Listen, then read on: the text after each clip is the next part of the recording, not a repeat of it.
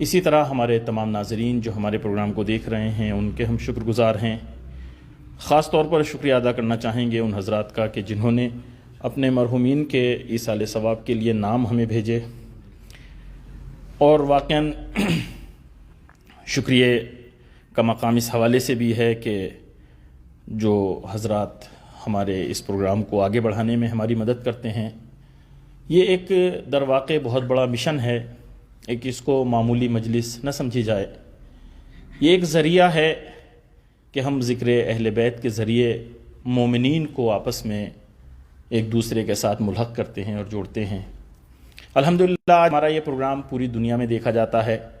پوری دنیا سے لوگ جو ہے وہ مرحومین کے نام بھیجتے ہیں اور ان کے لیے یہاں پر تلاوت کلام پاک اور اسی طرح مجلس فاتحہ خوانی وغیرہ کا انتظام کیا جاتا ہے، اس لیے کہ ان سب کو ہم اپنا سمجھتے ہیں.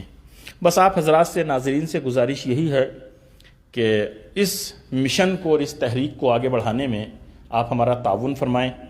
جو پوسٹ ہو ہماری، اسی طرح جو ہمارے پروگرام ہوں، ان کو آپ شیئر کریں اور دوسرے افراد تک پہنچانے میں ہماری مدد کریں. اس لیے کہ اہل بیت اطہار کا ذکر پھیلانا، ذکر عام کرنا، یہ خود ایک بہت بڑا جہاد ہے. آج اگر آپ دیکھیں سوشل میڈیا کے ذریعے، یوٹیوب اور فیس بک کے ذریعے دشمن کتنا کام کر رہا ہے اور اسلام دشمن طاقتیں کتنی ایکٹیو ہیں. ایک معمولی سی کلپ اسلام کے خلاف آتی ہے، ہاتھوں ہاتھ اس کو جو ہے کس طرح سے لیا جاتا ہے، اس کا استقبال ہوتا ہے اور تھوڑی دیر میں دیکھنے میں آتا ہے کہ وہ کتنے اس کی مثلا ریچ ہوتی ہے، کتنے لائک ہوتے ہیں، کتنے اس کے فالوور ہوتے ہیں. تو اسی طرح ہمیں بھی چاہیے کہ ذکر اہل بیت کو ہم آگے بڑھائیں.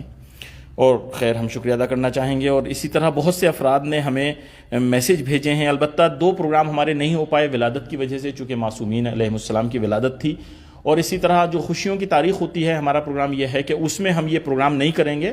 البتہ دوسرے پروگرام ہوتے ہیں مرکز نور ثقلین کی طرف سے، اور اس میں جو آپ حضرات ہم سے جڑتے ہیں، نام بھیجتے ہیں، وہ سب کے ایصال ثواب کے لیے پروگرام ہوتے ہیں. اور آپ نے جو میسیج بھیجا ہے، بہت سے افراد ایسے ہیں جن کا نام ہم تک نہیں پہنچ پاتا ہے، یا نام پہنچتا ہے تو آپ رومن میں لکھتے ہیں، ہم اس کو صحیح طریقے سے سمجھ نہیں پاتے. مثلا امیر اور عامر میں کوئی فرق نہیں ہے. بہت سے یعنی کنفیوز ہو جاتے ہیں اس میں کہ امیر ہے یا عامر ہے. تو آپ نے نام بھیجا، سمجھ لیجئے کہ یہ ایصال ثواب ہو گیا، چاہے یہاں پر بولا جائے یا نہ بولا جائے، اور چاہے وہ نام ہم تک بھی نہ پہنچے. ابھی تک بہت سے لوگ جو ہے وہ نام ہمیں بھیج رہے ہیں. انشاءاللہ بعد والے پروگرام میں ہم ان کے نام شامل کریں گے. تو اس طرح سے کوئی یہ نہ سوچے کہ ہمارے مرحوم کا نام نہیں لیا گیا تو اس کے لیے ایصال ثواب نہیں ہوا. یہ ایصال ثواب ہو رہا ہے. اور جو آپ جڑ رہے ہیں، اگر آپ لائک کر رہے ہیں، شیئر کر رہے ہیں اس نیت سے کہ اس کا ثواب آپ کے مرحوم تک پہنچے، تو جتنے بھی آپ کے لائک کرنے سے یا شیئر کرنے سے مومنین اس پروگرام کو دیکھیں گے، اس کے سننے کا، اس کے دیکھنے کا، اور انشاءاللہ اگر کسی کی اصلاح ہو جاتی ہے، چونکہ یہاں پہ اصلاحی گفتگو ہوتی ہے، اخلاقی گفتگو ہوتی ہے، تو اس تمام کا اجر جو ہے وہ آپ کے حصے میں بھی ہوگا. اسی طرح ان مرحومین کے حصے میں بھی ہوگا کہ جن کے لیے آپ یہ کام انجام دے رہے ہیں. اسی لیے میں نے عرض کیا کہ در واقع ایک تحریک ہے کہ ہمیں ذکر اہل بیت علیہ السلام کو پوری دنیا تک پہنچانا ہے اور حسینی معاشرے کو تشکیل دینے میں ایک دوسرے کی مدد کرنی ہے. اب یہ نام ہے جن کے لیے خاص طور پر یہ پروگرام جو ہے منعقد کیا گیا ہے، یہ مجلس، اسی طرح قرآن خوانی، اور ان کے لیے آپ تمام کے مرحومین، اسی طرح ناظرین کے مرحومین، اور جو بھی ہمارے پروگرام کو بعد میں دیکھیں انشاءاللہ، اور جملہ مومنین و مومنات کے لیے انشاءاللہ یہ مجلس ہے.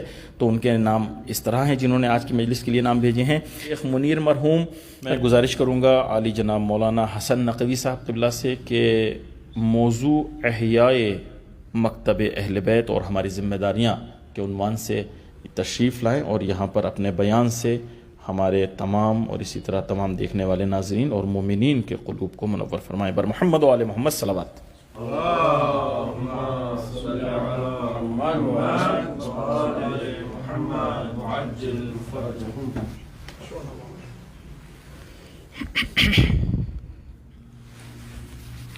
فاتحہ.